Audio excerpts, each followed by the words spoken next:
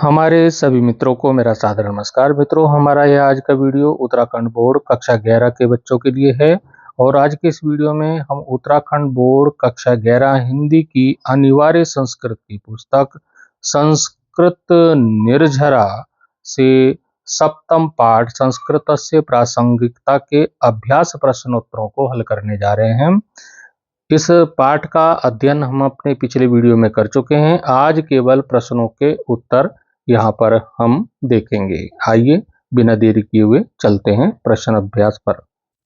तो मित्रों, हमारा जो आज का पाठ है वो सप्तम पाठ है और संस्कृत से प्रासंगिकता इसका नाम है। संपूर्ण पाठ पर आधारित अभ्यास प्रश्न हमारे सामने है और जैसा कि मैं अपने सभी वीडियो में करता हूं, इस वीडियो में भी हर प्रश्न का उत्तर उसके सामने आपको लिखा हुआ दिखाई दे रहा होगा। यहाँ पर चलते हैं। हमारा पहला प्रश्न है एक पदेन उत्तरत, मतलब एक शब्द में आपको उत्तर बताना है। पहला प्रश्न हमारा है कस्य कृते संस्कृत भाषा सर्वोत्तमा वर्तते, किसके लिए संस्कृत भाषा सबसे उत्तम है। वो है संगणकस्य। संगणकस बोलते हैं कंप्यूटर को, संगणक होता है कंप्यूटर, तो संगणकस्य मतलब कंप्यूटर के लिए। अगला प्रश्न है अस्मिन् पाठे कस्याः संस्थाया उल्लेखो वर्तते, इस पाठ में कौन सी संस्था का उल्लेख है। तो इस पाठ में नासा जो संस्था है उसका उल्लेख है, ये इसका उत्तर हो जाएगा। अगला प्रश्न है केसाम महति आवश्यकता भविष्यति, किसकी बहुत आवश्यकता होगी। संस्कृत विदुषाम, संस्कृत के विद्वानों की आवश्यकता होगी भविष्य में। संस्कृत विदुषाम इसका उत्तर हो जाएगा। अगला प्रश्न है विश्व से प्राचीनतमा भाषा का, विश्व की सबसे प्राचीन भाषा कौन सी है। संस्कृतम भी लिख सकते हैं उत्तर, या संस्कृत भाषा भी आप उत्तर लिख सकते हैं, केवल एक उत्तर लिखिए। अगला प्रश्न है संस्कृतस्य महत्ता कुत्र दृश्यते, संस्कृत की महत्ता कहाँ दिखाई देती है। तो सर्वत्र, सभी जगह पे दिखाई देती है, तो इसका उत्तर हो जाएगा सर्वत्र। तो इस प्रकार से आपको उत्तर आपके सामने लिखे हुए हैं। अब हम चलते हैं प्रश्न संख्या 2। पूर्ण वाक्येन उत्तरत, पूरे वाक्य में आपको उत्तर देना है। जैसे क है वर्णानाम उच्चारण किम किम भवति, वर्णों के उच्चारण से क्या क्या होता है। तो इसी के सामने हमने यहाँ पे उत्तर दे दिया है, वर्णों के उच्चारण से क्या क्या होता है। यहाँ से यहाँ तक आप इसका उत्तर देख लीजिए। तो वर्णानाम उच्चारण न केवलम भाषा शुद्धि भवति, वर्णों के उच्चारण से न केवल भाषा की शुद्धि होती है, अपितु बल्कि मुखस्य व्यायामो अपि भवति, मुख का व्यायाम भी होता है। और विविध भाषा ज्ञाने सरलता भवति, विविध भाषाओं के ज्ञान में सरलता होती है। तो इस प्रकार से ये उत्तर आप देख लीजिए, ये इसका उत्तर आपके सामने है। इसमें ख प्रश्न आपके सामने है ऋक ब्रिक्स महोदयन किम उद्घोषितम, ऋक ब्रिक्स जो महोदय थे उन्होंने क्या उद्घोषित किया इस पाठ में। तो उन्होंने उद्घोषित किया था कि संस्कृत भाषा जो है वो कंप्यूटर के लिए सबसे अच्छी है। तो इंग्लिश में एक पंक्ति है, अंग्रेजी में एक पंक्ति है, पाठ में दी हुई, पढ़ लीजिएगा। तो यहाँ पर मैं हिंदी में इसका उत्तर लिख देता हूँ। हिंदी में ये जो उत्तर है वो आपके सामने है। यहाँ पर ये उत्तर हो गया ऋक ब्रिक्स महोदयन उद्घोषितम, ऋक ब्रिक्स महोदय ने उद्घोषित किया, ये घोषणा की, यत की संगणकस्य कृते संस्कृत भाषा उत्तम विद्यते, कि कंप्यूटर के लिए संस्कृत भाषा उत्तम है। तो ये उत्तर आप लिख लेंगे इसका। अब इसमें ग वाला प्रश्न आता है कि वर्णों उच्चारण स्थानानि, वर्णों के उच्चारण स्थान के बारे में कुत्र उल्लिखितानि संति, कहाँ पे लिखा गया है। तो ये पाणिनि जी का एक अष्टाध्यायी ग्रंथ है, उसमें लिखा गया है। तो इसका उत्तर इस प्रकार से हो जाएगा कि वर्णों उच्चारण स्थानानि अष्टाध्यायी ग्रंथे उल्लिखितानि संति, इस प्रकार से ये उत्तर आप लिख लेंगे। अब अगला प्रश्न हमारे सामने है कि ऋषयः कस्य विषय लिखितवन्तः, जो ऋषि मुनि थे उन्होंने किसके विषय में लिखा। तो चिकित्सा के बारे में उन्होंने लिखा, तो चिकित्सा विषय लिखितवन्तः हो जाएगा। तो इस प्रकार से आप उत्तर लिख लेंगे कि ऋषय चिकित्सा विषय लिखितवन्तः, ऋषियों ने चिकित्सा के विषय में लिखा। तो ये उत्तर लिख लेंगे। फिर दूसरे का जो पांचवा प्रश्न है वो है शल्य चिकित्सायाः सर्वप्रथमः प्रयोगः केन कृतः। शल्य चिकित्सा जो सर्जरी की चिकित्सा है, ऑपरेशन वगैरह, उसका सर्वप्रथम प्रयोग किसके द्वारा किया गया था शल्य चिकित्सा का। तो प्राचीन काल में एक आयुर्वेद आचार्य हुए हैं सुश्रुत जी, उन्होंने ये सबसे पहले शल्य चिकित्सा का प्रयोग किया था। तो इसका उत्तर हो जाएगा शल्य चिकित्सायाः सर्वप्रथमः प्रयोगः सुश्रुतेन कृतः। सुश्रुतेन कृतः, सुश्रुत के द्वारा ये किया गया। आचार्य भी यहाँ पर आप लिखना चाहे तो यहाँ पर आप आचार्य भी लिख सकते हैं। आचार्य सुश्रुतेन, आचार्य सुश्रुत के द्वारा ये सबसे पहले शल्य चिकित्सा का प्रयोग किया गया था। अब हम चलते हैं अपने तीसरे प्रश्न पे। तीसरा प्रश्न है निर्देशानुसारम उत्तरत। निर्देश के अनुसार आपको उत्तर देना है जैसा कि प्रश्न में पूछा गया है। जैसे का है छात्रः पुस्तकानि उद्घाटयन्ति। छात्र जो है पुस्तकें खोलते हैं। ये एक वचन में इसको बदलना है। ये तो बहुवचन में है, आप इसको एक वचन में बदलिए तो ये हो जाएगा छात्रः पुस्तकम उद्घाटयति। तो ये एक वचन हो जाएगा। अगला प्रश्न है भाषासु।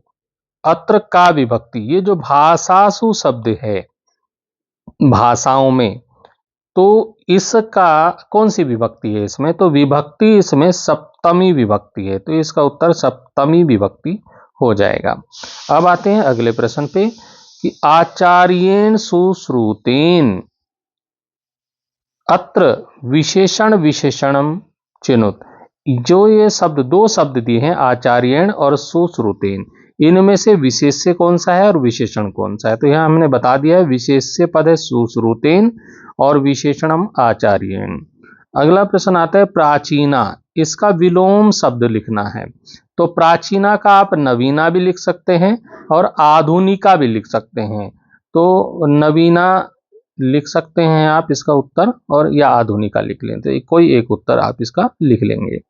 अब आता है शिक्षकः अस्य पर्याय पदम लिखत। जो शिक्षक है इसका पर्यायवाची शब्द लिखना है। तो शिक्षक को अध्यापकः भी लिख सकते हैं और आचार्य भी लिख सकते हैं। अब हम चलते हैं अपने प्रश्न संख्या 4 पे। विशेष्य और विशेषण का यहाँ पर करना है आपको मेलनम, मिलान करना है। तो कैसे करना है, तो ये का वाला को खा वाले से मिलाना है। जैसे महती का हो जाएगा आवश्यकता, उत्तमा का हो जाएगा भाषा, सर्वासु का हो जाएगा भाषासु, बहुसु का हो जाएगा ग्रंथेषु और भूतपूर्व हो जाएगा वैज्ञानिका। तो इस तरह से इनको मिलान करना है। सीधा मैं उत्तर की ओर आपको ले चलता हूं। हमारा उत्तर ये सिंपल यहाँ पे उत्तर दिया हुआ है। किसका क्या हो जाएगा ये सामने हमने लिख दिया है यहीं पर। महती आवश्यकता, उत्तम भाषा, सर्वासु भाषासु, बहुसु ग्रंथेषु, भूतपूर्व वैज्ञानिका। तो इस प्रकार से आप इसका उत्तर लिखेंगे। प्रश्न संख्या 5 हमारा है प्रस्तुत पाठ में समागतानि आए हुए अव्यय पदानि चुन। इस पाठ में जो अव्यय पद आए हैं उनको चुन करके लिखना है। तो कुछ मैंने लिखे हैं, कुछ आप चुन भी सकते हैं। तो अव्यय पदानि पाठ के अनुसार जो है अद्या, भो, अपि, इति, च, यत, तु, एव, ही। तो इस तरह से ये अव्यय पद हैं। अब आता है प्रश्न संख्या 6। प्रश्न संख्या 6 है संधि विच्छेद करने के लिए यहाँ पर दिया है। थोड़ा बड़ा कर लेता हूं। संधि विच्छेद आपको दिखाई दे रहे होंगे। जैसे कि पहला है उच्चारण, तो ये हो जाएगा उत्धन चारेण। ऐसे वाक्यस्य अर्थात वाक्यस्यार्थ हो जाएगा। इसी प्रकार से वर्णों उच्चारण से वर्ण धन उच्चारण से, और प्राचीन कालादेव का हो जाएगा प्राचीन कालात धन एव, और तदपि का हो जाएगा तत् धन अपि। तो इस प्रकार से ये संधि विच्छेद आपके सामने है। अब हम अपने अंतिम प्रश्न की ओर चल रहे हैं। हमारा अंतिम प्रश्न है प्रश्न संख्या 7। रेखांकित पदम आधृत्य। रेखांकित शब्द के आधार पर प्रश्न निर्माणम कुरुत, प्रश्न का निर्माण करना है।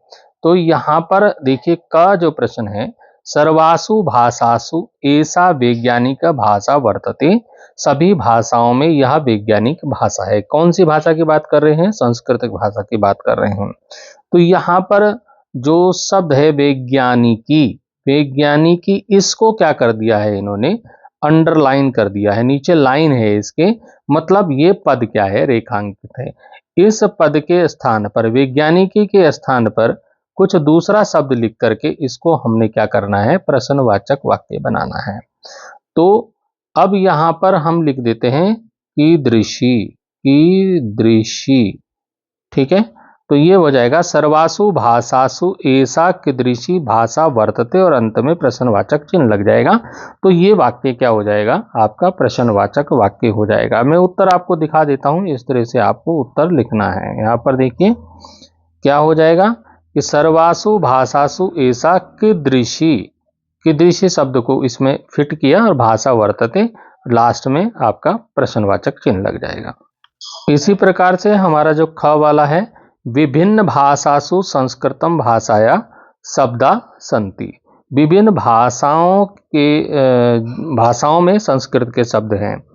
तो अब यहाँ पर आपको देखिए ये शब्दा जो है इसको रेखांकित कर दिया गया, इसके नीचे लाइन है। तो अब इसको आपको इसकी जगह पे कोई दूसरा शब्द लिख करके आपको इसको प्रश्नवाचक वाक्य बनाना है। तो हम क्या करेंगे, इस शब्द की जगह पे हमने लिख दिया है के लिख दिया है। तो क्या हो जाएगा, विभिन्न भाषासु संस्कृत भाषाया के संति, विभिन्न भाषाओं में संस्कृत भाषा के क्या हैं। तो अब इसको आप इस प्रकार से इसका अंत में प्रश्नवाचक चिन्ह भी लगाएंगे, तभी ये प्रश्नवाचक वाक्य बनेगा। इस प्रकार से बन जाएगा, ये यहाँ पे हो जाएगा विभिन्न भाषासु संस्कृत भाषाया के संति, इस तरह से अंत में प्रश्नवाचक चिन्ह जरूर लगाएं। इसी प्रकार से जो ग वाला वाक्य है उसमें आयुर्वेदे को क्या कर दिया है, अंडरलाइन कर दिया है, रेखांकित कर दिया है। तो आयुर्वेदे शरीर रचना विज्ञान से, आयुर्वेद में शरीर रचना विज्ञान के निदान उपचार वर्तते, निदान उपचार है।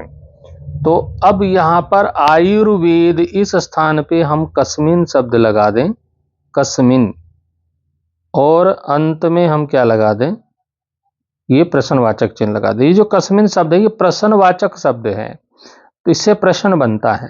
तो ये हो जाएगा कस्मिन शरीर रचना विज्ञान से निदानोपचार वर्तते। तो इस प्रकार से आप वाक्य बना सकते हैं। हम यहाँ पर आपके सामने ये उत्तर दे दिया है, यहाँ पर देख लीजिए किस प्रकार से है उत्तर। कस्मिन आयुर्वेदे शरीर, आयुर्वेद की जगह पे हो जाएगा कस्मिन शरीर रचना विज्ञान से निदानो उपचारा वर्तते।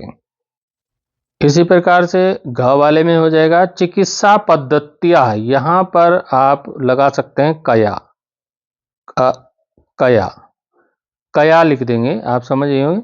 क्या लिखेंगे इसकी जगह पे, इसकी जगह पे लिखेंगे कया, क या कया, और नैके जना स्वस्था भवंती, और यहाँ पे प्रश्नवाचक चिन्ह लगा देंगे। ठीक है, ऐसे ही इस वाले वाक्य में संस्कृतस्य की जगह पर क्या लगा देंगे, कस्या, कस्य लगा देंगे, और महता सर्वत्र वर्तते, और यहाँ पर ये प्रश्नवाचक चिन्ह लगा देंगे। तो इस तरह से इन वाक्यों को प्रश्नवाचक चिन्ह लगा करके आप प्रश्नवाचक वाक्य बना सकते हैं।